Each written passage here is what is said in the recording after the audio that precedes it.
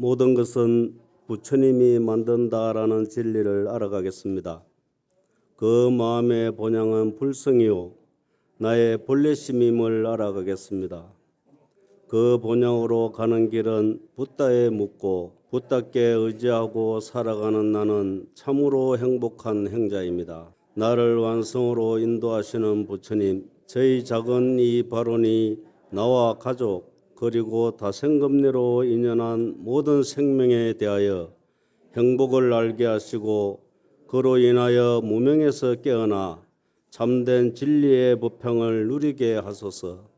체험보다는 비움이 더한 행복임을 알아 배려와 원용으로 서로 화합하며 정토를 꿈꾸는 행자로 살아가겠습니다.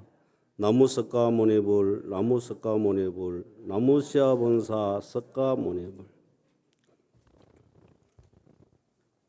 가을 냄새가 물씬 풍기고 또 하늘도 높아지고 말도 살찐다 하는 결실의 계절, 풍류의 계절이 돌아온 것 같습니다.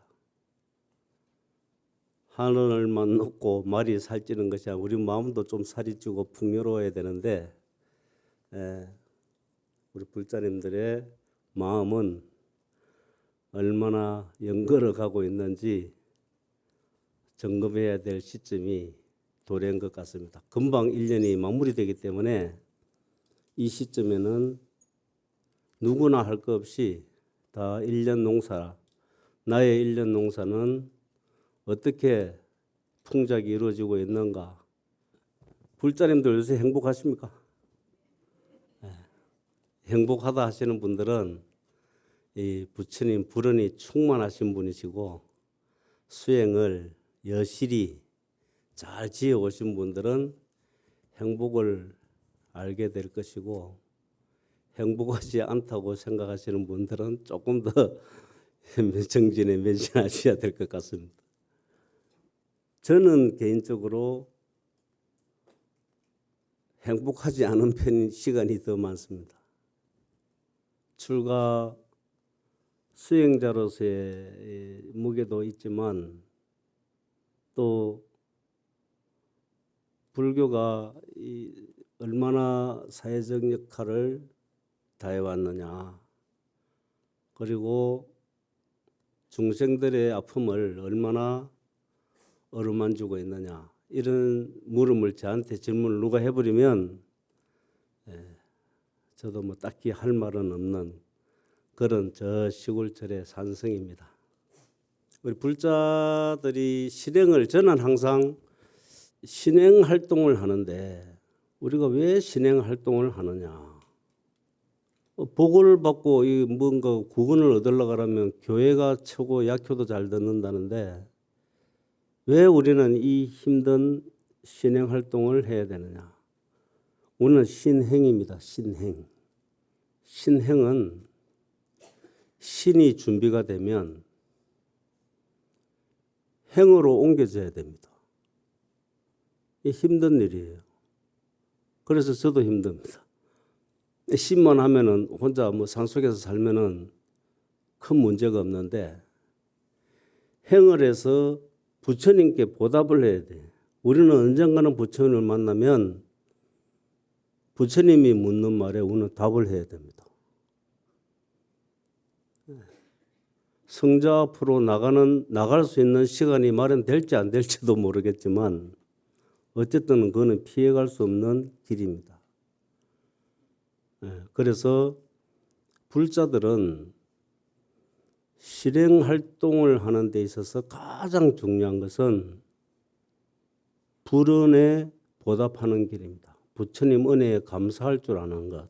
이것은 우리가 아침에 밥을 먹고 숟가락을 들고 눈을 뜨면은 약 먹는 사람 약 먹어야 된다 하듯이 똑같은 겁니다. 신행 활동을 하는 사람은 부처님께 감사한 마음이 항상 젖어 있지 않으면 신행은 불가능한 겁니다. 그리고 삼보의 예경을 해야 됩니다.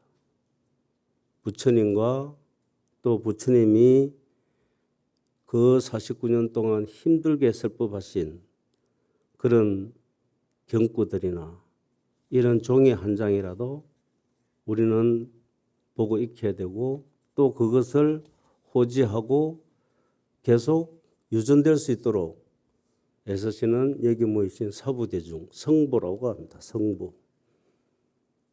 네. 성부를 좀 폭넓게 생각하면, 좁게 생각하면 성단을 이루는 스님들을 말할 수 있고, 폭넓게 말씀드리면 여기 모이신 우바세, 우바이, 비구, 비구니 이 사부대중을 우리는 항상 받들고 예경을 해야 됩니다. 요즘에는 불자가 스님을 비난합니다. 또 물론 스님도 불자의 마음을 아프게 해서는 안 되겠지만은 어떤 일이 있어도 성단을 비난하면 이거 큰일입니다. 한 발자국도 나갈 수 없는 일입니다. 신행은 뒷전이고 내 앞에, 근데 제가 처음에 말씀드렸다시피 내 마음을 약물게 하는 시간은 절대로 오지 않습니다. 항상 존경하고 배려하고 또 보편적인 사고로서 서로 공경하고 그런 과정에서 우리는 조금씩 부처님을 닮아가는 겁니다. 그래서 항상 삼부를 공경해야 됩니다. 그것이 밑바탕이 되지 않으면 절대로 진일보할 수 없습니다. 그리고 삼생인과를 꼭 믿으셔야 됩니다. 삼생인과 놓치면 큰일입니다. 삼생인과 아시죠? 과거와 현재, 미래를 잇는 그런 연결고리, 인드라망 속에서 우리는 살아가고 있는 겁니다. 삼생인과를 마치 놓치면 단멜론으로 생각하면 부처님의 모든 경전은 거짓이 됩니다. 그래서 삼생인과를 꼭 우리는 믿고 거기에 대해서 항상 과거, 현재, 미래를 잇는 이 연결선상에서 우리는 낚싯바늘 위를 걷듯이, 낚싯줄 위를 걷듯이 조심스럽게 디디면서 살아가야 될 그런 현실에 처해 있습니다. 우리의 복력이 그만큼밖에 없기 때문에 이런 세상에 있는 겁니다. 그러면 삼생인과 내 과거는 지나갔다, 적절하게 이해하겠는데, 그런 현실에서 미래로 가는 길은 내가 어떻게 만들어내느냐. 이거 심각한 겁니다. 오늘 행복을 이야기하고 행복은 짧은 가지고 지속적으로 행복이 계속 지속되지 않습니다. 우리가 마지막 이 생을 다하고 눈을 감을 때 참 행복하다. 그리고 걸판지게 잘 살았다. 이렇게 생각할 수 있으려면 그만한 나의 살림살이가 있어야 됩니다. 그 살림살이가 구축되어 있는지 이것은 스스로 냉정하게 물어보면 이 심각한 상황입니다. 그래서 부처님께서는 이 사바세계에 대해서 정의를 하실 적에는 이 사바세계는 애토로 단정을 하십니다. 애토. 왜 애토냐? 부처님께서는 고행을 하시고 수행의 마침표를 찍으시고 중생을 돌아보니 내가 법문을 하고 그 법문을 받아 지닐 수 있는 사람이 없다고 생각하면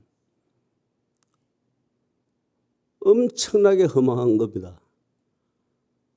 우리가 가정집에 들어가서도 집안에 사람이 아무도 없고 텅 비어 있으면 허전한데 성자가 천하의 도리를 누군가에게 전달을 해줘야 되는데 전달을 받을 사람이 없으면 얼마나 허망하겠습니까? 그래서 부처님은 열반에 곧바로 드시고자 하잖아요. 그 이유가 뭐냐면 지금 우리가 살고 있는 이 땅은 예토요. 모든 중생들은 그 예토에 젖어 있기 때문에 이 정토 법문을 알아들을 수 없다고 생각하시는 거예요. 범천의 요청에 의해서 부처님은 설법을 시작했습니다. 그 49년 동안에 그 험한 그 날씨 참 기후 좋고 뭐 그렇게 험한 인도 땅을 맨발로 여기 모인 여러 대중들도 그 해상에서 깨닫지 못했기 때문에 다시 여기에 나와 있겠지만 다 말을 안 들은 중생들이잖아요. 저부터 시작해서 부처님 가르침을 그때그때 제대로 숙지하지 못하고 인지하지 못하고 수행하지 못한 갑으로서 지금 여기에 나와 있는 겁니다. 그래서 우리는 여기에서 머물 것이냐? 그렇지 않다. 부처님께서는 삼생인가 속에서 다음에 너희들이 참된 열의를 만나고자 한다면 너희들이 꼭 걸어야 될 길이 있다.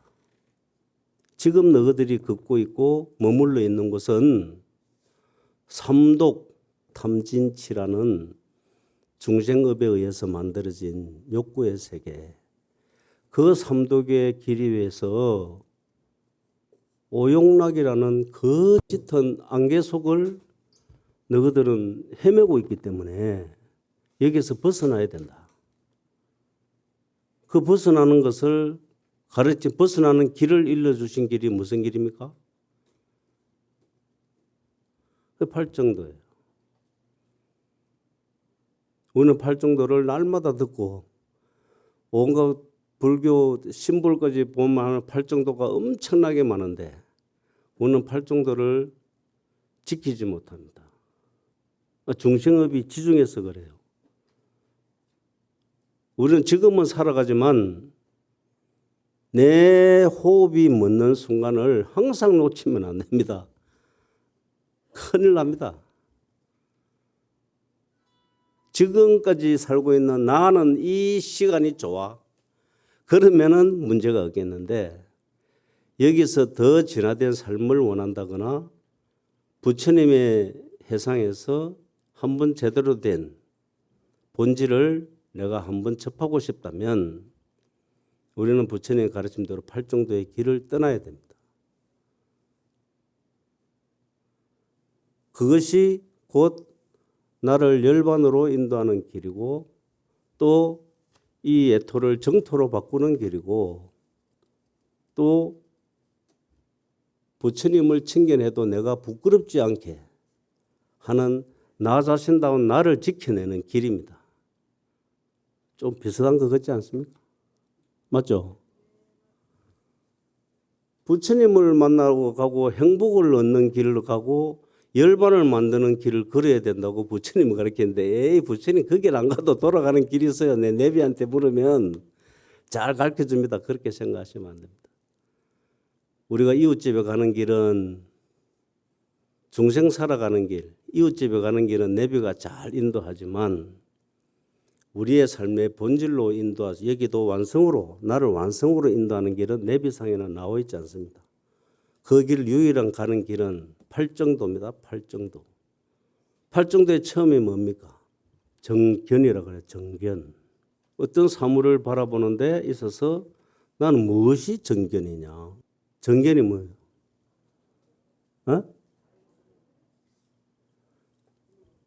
정견은 그 말씀대로 분별이 끊어지. 사물을 있는 그대로 봐줘야 됩니다.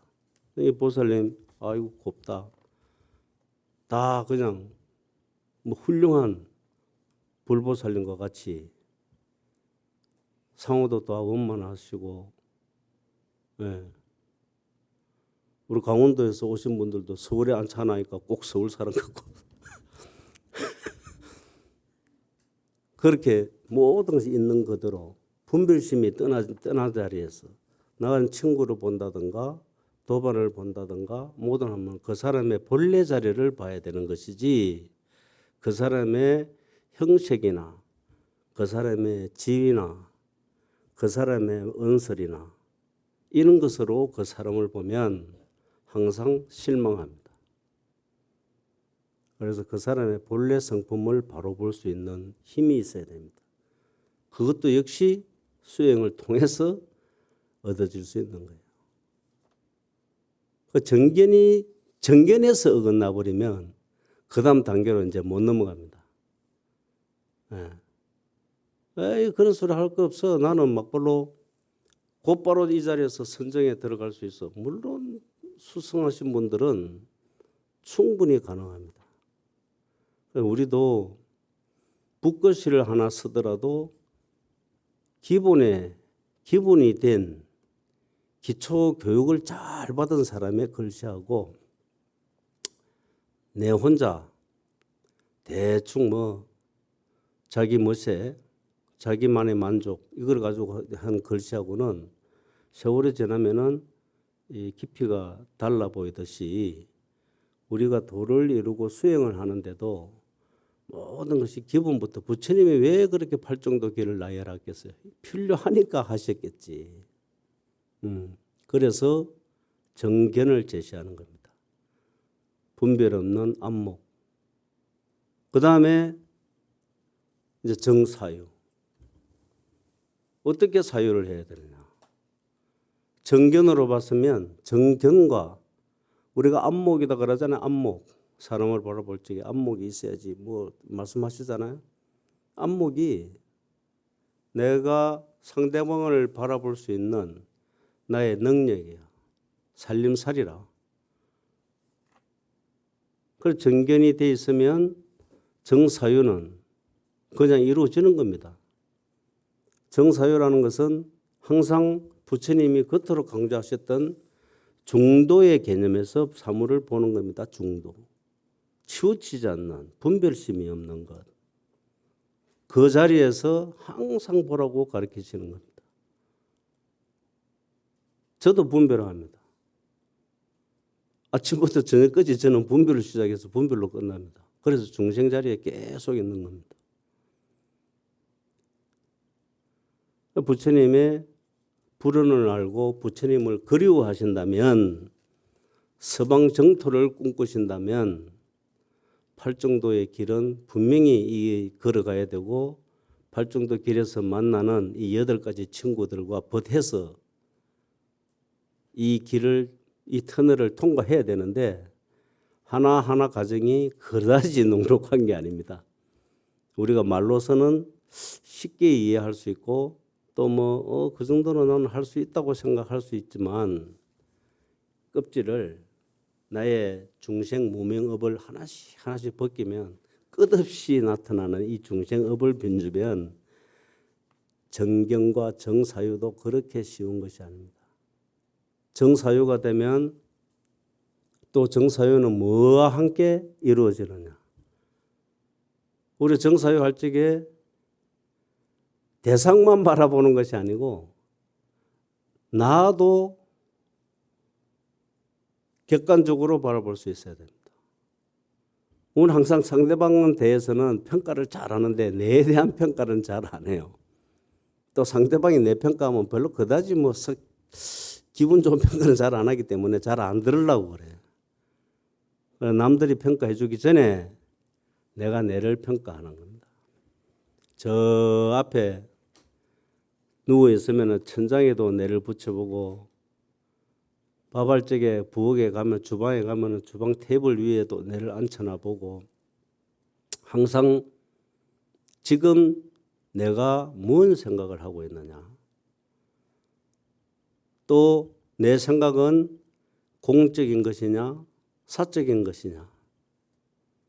또 내 생각은 불제자다운 생각이냐 마구니 같은 생각이냐. 내 생각은 내 저 모습은 요사스러운 모습은 아니냐. 항상 자기 자신을 객관화해서 저 멀리 두고 액자에 걸어놓고 자기를 보듯이 나를 분리해서 객관적으로 내를 볼 수 있는 것도 수행자다운 삶 중에 하나입니다.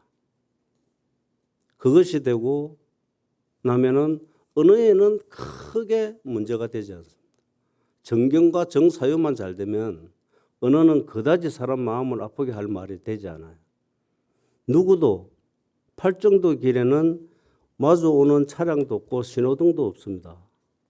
오직 내 혼자 걸어가는 길에서 주변에 만나는 그런 8가지의 모든 기연들을 항상 자기화해서 가야 되는 길이 팔정도입니다.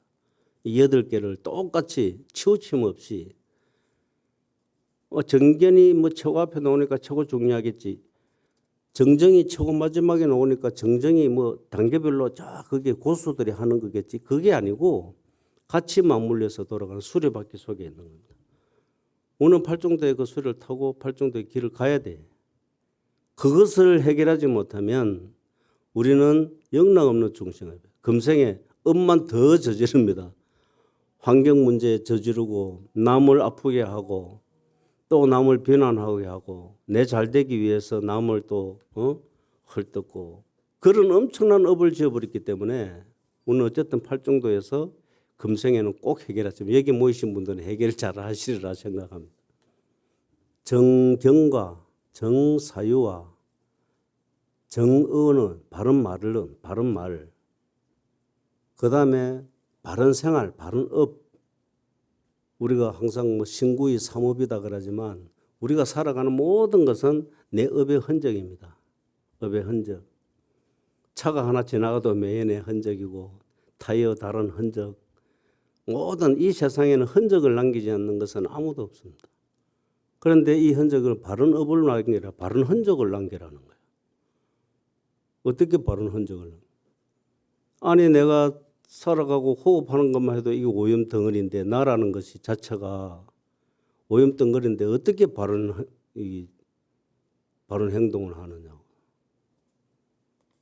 바른 행동은 어떻게 해야 되겠어요? 그 심전을 일구는 겁니다. 심전.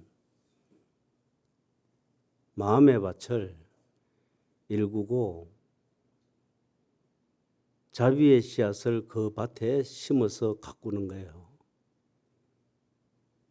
게으른 농부의 밭에는 풀만 무성할 것이고 부지런한 농부의 밭에는 결실이 잘 될 겁니다. 열심히 심전을 가꾸고 또 거기에 부처님이 그토록 좋아하시는 자비심을 그 씨앗을 부처님께 얻어다가 심는 거예요. 심었으면 가꾸면 됩니다. 혹시나 내가 자비심으로 회양하는데 인색함이 있었다면 이제는 조금 바꿔서 자비의 씨앗을 부지런히 심고 가꾸십시오. 하루에 한 가지 나는 어떤 자비심을 실현하겠다. 저는 개인적으로 출가하기 전에는 내 조카들을 데리고 겨울에 그 노숙하는 사람들한테 빵, 밤 이런 거 사서 나눠주는 거를 시킨 적이 있어요. 지금도 애들은 그걸 합니다. 어른이 돼서 자식이 있는데도 그 자식은 또 자식한테 가르치고 그렇게 살아간답니다. 그 큰 것은 아니지만 누구나 할 수 있는 거예요. 작은 것이라도 실천하는 것. 무엇이든 실천이 없으면 안 돼. 행위 없으면 안 됩니다. 신행이다 그러잖아요. 그래서 자비의 씨앗을 심었으면 그것을 가꾸는 것. 그것이 바른 내 좋은 업을 만들어내는 것이 아닌가라고 생각을 합니다.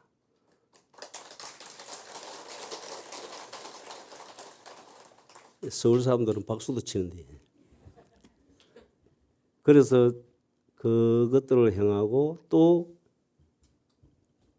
이제 바른 정명이다 그러잖아요. 정명은 어떤 우리가 이제 살아가는데 바른 직업관을 가지고 또 바른 생활 습관 이런 것들을 부처님은 말씀하십니다.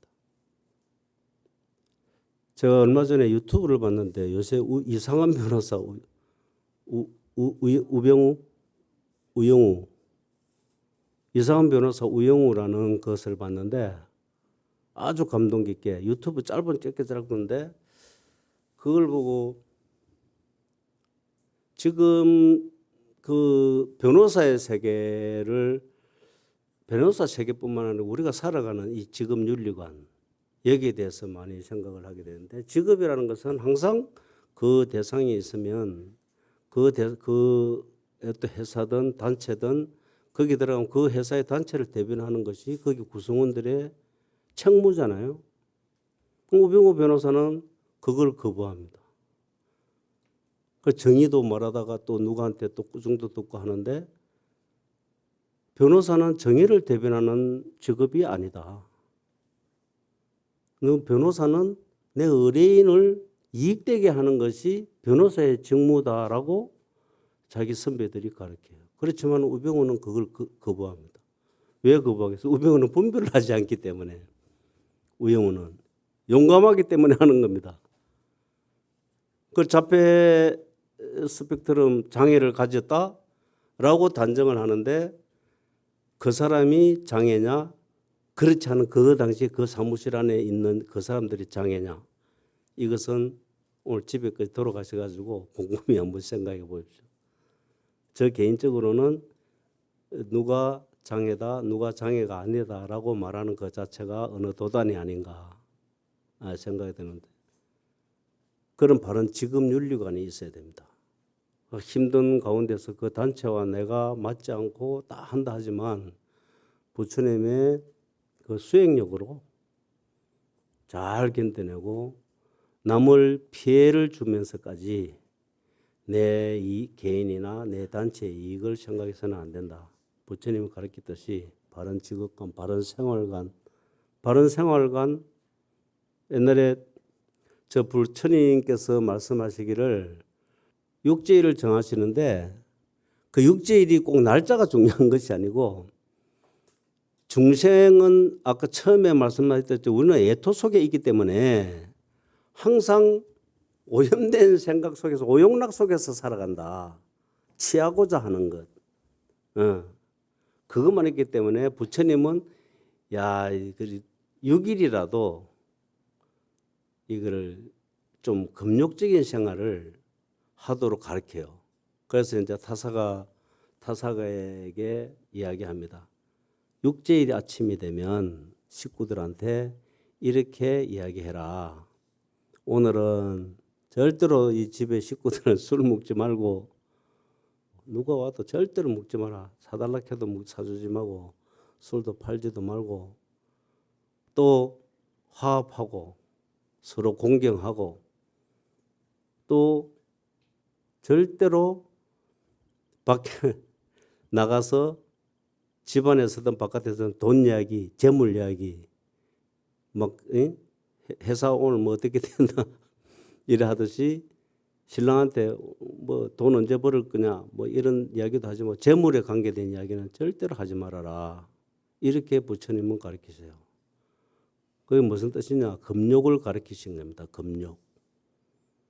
우리는 욕구 속에서 살아가기 때문에 그날만큼이라도 금욕된 생활을 해라. 부처님은 한 달에 6번을 6일을 정해서 육제일을 그런데 6일하고 14일, 15일, 26일, 29일, 30일 이렇게 정했단 말이에요.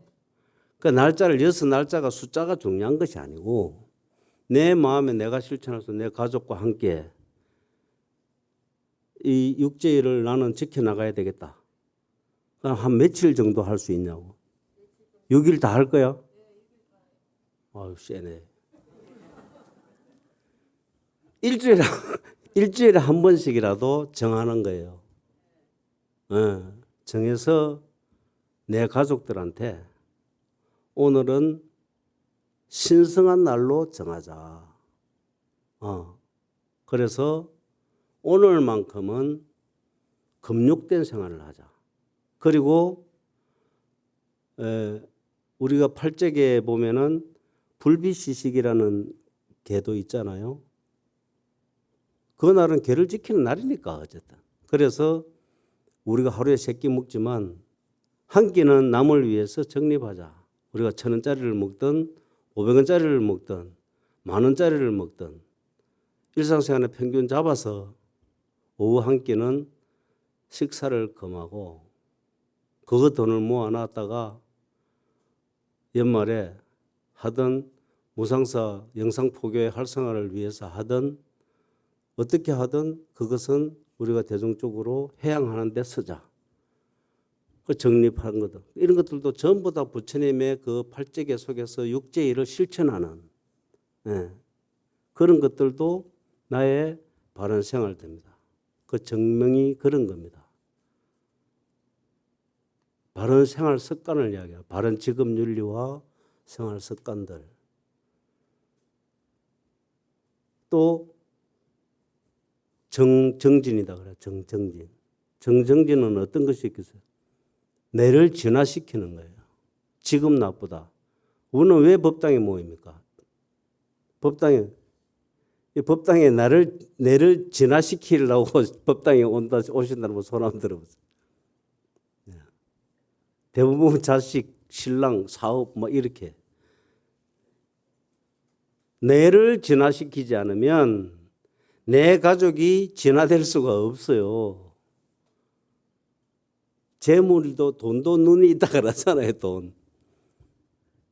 내가 받아들일 준비가 안 돼 있는데 어떻게 재물이 오겠냐고요. 네. 뇌를 진화시키면 재물은 그냥 들어옵니다. 내가 재물에 대해서 내가 항상 나의 스승과 같은 분이 한 분 계신데 이야기 좀 해줄까요? 우리 강릉에 우리 용사 신도 중에 한경이라는 사람이 있어요. 한경이라는 사람이 있어요. 아주 가난한 집에 태어나서 국민학교도 그 당시 국민학교도 졸업 못했습니다. 그런데 그런 자기는 다 뗐다는데 진짜 잘 뗐는지 안 뗐는지 어느 테스트를 한번 해봐야 되는데 이제 마을에 살다가 우리 용영 계곡 안에 가면 그 이제 옛날에 화전민들이 살았어요. 거기에 이제 제사를 지냈다는 소리를 듣고 떡을 한 쪼가리 얻어먹으러 이제 어린 한경이가 걸어갑니다. 그 가서 이제 떡을 한 쪼가리 얻었어요. 큰 집인가 어떤 집안 집에. 그걸 얻어와서 이제 먹고 자기 혼자 먹어야 되는데 떡 쪼가리 해봐야 얼마나 크겠어요. 조그만하겠지. 그러니까 이제 집안에 또 저 사람들하고 같이 나눠 먹으려고 호주머니에 넣고 오다가 그 물고기가 뽀글뽀글한 걸 보고 거기서 고기를 떼서 거기를 고기를 줬는데 그 떡 준 큰아버지인가 그분이 그걸 보고 알아가 맞았다는 거예요. 아까운 거 줬는데 물고기 준다고. 그때는 다 배고픈 시절이니까. 그래서 한경이가 원력을 세웁니다. 나는 돈을 번다. 돈은 어쨌든 뭐 사람들의 척도에 따라서 다르겠지만은 나름대로 벌어요. 그런데 그 사람이 어릴 때 그렇게 힘들게 살고 하면은 웬만한 사람들은 돈에 인색해져요. 자기 중심적으로 살게 되고. 그런데 그 사람은 그렇게 살지 않습니다. 항상 대중적으로 살아요. 그럼 마음은 누구보다도 더 부자로 살고 그런 생각을 열린 생각을 가지고 있기 때문에 일이 잘 돼요. 그냥 잘 돼. 이번 산불에 강릉에 산불 다 났는데 그 지역에 산불이 온통 산불이 오는데 나무 딱 작업이 끝나고 나서 산불이 났어요. 나는 그 사람이 마음 씀씀이를 보면 불보살로가도 같다라고 엄청 기특하게 생각할 때가 많습니다. 그런 마음 쓰는 것, 뇌를 지나친 그 사람은 그렇게 나는 힘들게 살았지만은 그래도 이 사회에 내가 해양하고자 하는 그런 마음들, 그게 뇌를 진화시키는 그런 다짐이 있기 때문에 그 사람의 삶이 변화하는 겁니다. 스스로. 그 주변에서도 또 그 사람을 바라보는 눈도 달라지고 공무원들이든 누구든 친구든 누구더라도 아, 이 사람은 이런 사람, 이런 마음가짐을 가지고 있기 때문에 누군가가 도와줘야 되겠다.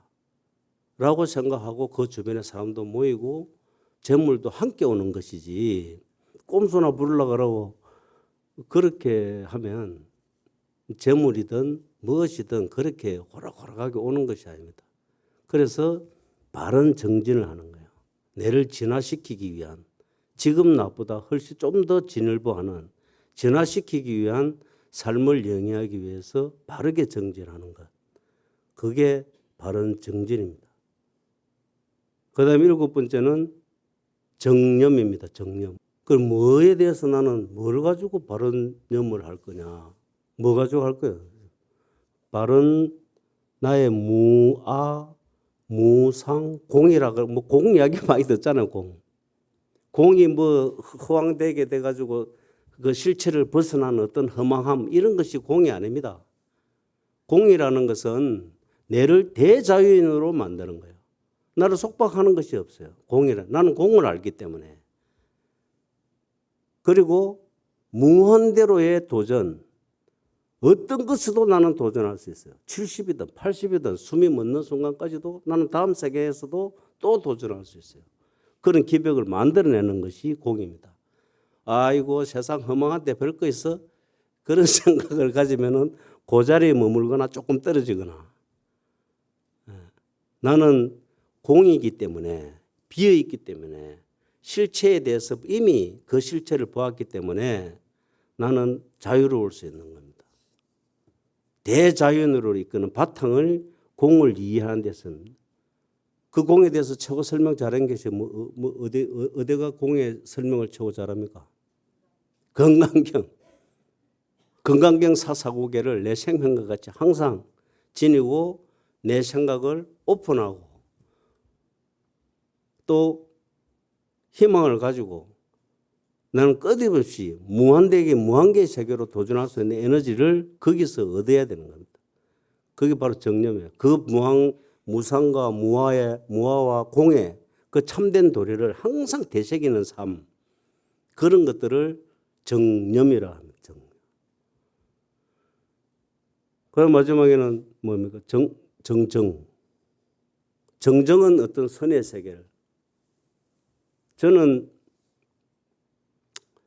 오대산 문중입니다. 그러니까 방하남 스님의 이제 사세손이고,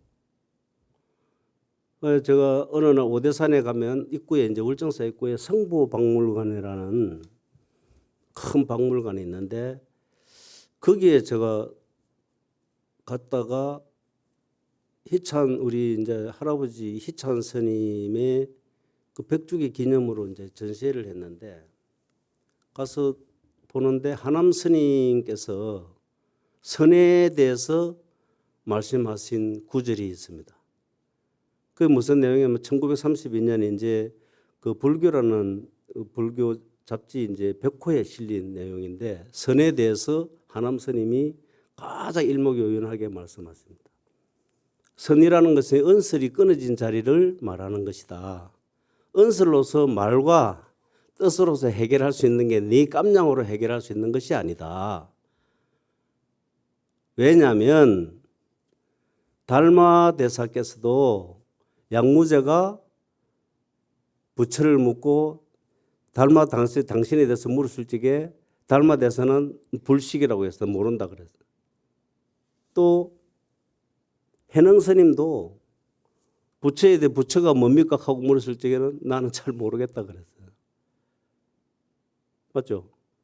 경은 스님한테도 부처와 중생의 차이가 뭐냐고 물으니까 글쎄 나 잘 모르겠는데 그러고 말았어요.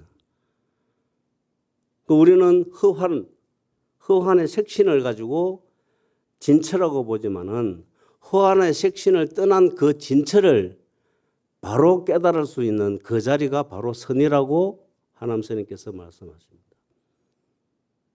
하남 스님의 뛰어난 제자가 또 누굽니까? 탄어 스님이 계셨어요. 탄어 스님. 그것도 부처가 한 장이 쭉 있어요. 전시품 중에 보니까 약인이라는 부처가 있는데, 이야 우리 탄어 스님 기질이 보통 기질이 아니신데 선사의 큰 참 기질이 거기서 엿볼 수 있는 구절을 제가 한번 소개해 드릴게요. 약인 요덕 풍지자, 또 천지도래 일장중이라는 간단한 그 성구인데 그게 무슨 뜻이냐면 만약에 어떤 사람이 바람이 일기 이전에 그 소식을 깨달아서 마친다면 못 알아듣겠죠. 물론 바람이 불 적에 날개비 흔들리고 뭐 시원하고 덥고 날아가고 하는 그 바람은 보지만 바람이 불기 이전에 바람이 시작되기 그 이전에 진철을 깨달아서 마친다면 그 본래 성품 자리를 말하는 겁니다. 마친다면 그 사람은 천지의 도리를 다 이 손바닥 안에 쥐는 것과 같다. 라고 대선사다운 면모를 보여주십니다. 이해가 가십니까? 잘 안 되죠? 그래서 우리는 중생은 아는 것을 가지고 막 자랑을 합니다. 백 하나 들어도 자랑하고 좋은 거 있으면 자랑하고 부처는 아는 것을 모른다라고 말씀하십니다. 그리고 오늘 이 자리에서 모이신 분들은 팔정도의 길을 걸었기 때문에 이제는 부처님을 만나도 맞짱을 뜰 수 있는 이 기질을 이제는 형성한 겁니다. 그러니까 부처님을 만나셨으면 야 이놈아 너는 뭐 하고 왔냐 하면은 저는 나름대로 팔정도를 실천하고 애쓰다 왔습니다. 아직 마무리는 조금 못했는데 금방 하겠습니다. 그러면은 부처님 너는 이쪽으로 빠져. 너 뭐하고 와서 저는 포크레인 끌고요. 막 트랙터 갈고 하는데 너 저리 가. 팔정도 꼭 파시고 이 살림살이를 계속 꼭 잊어버리지 말고 호주머니에 손자 주려고 물건 챙기듯이 팔정도를 꼭 챙기셨다가 마지막 가는 순간에 행복이 필요할 때 꺼내보시고 부처님을 만날 때는 꼭 그걸로서 옛날에 어패를 보이듯이 팔정도 어패를 보이시고 해서 항상 평온하시고 건강하시고 화목한 일상 보내시고 꼭 성불하십시오. 감사합니다.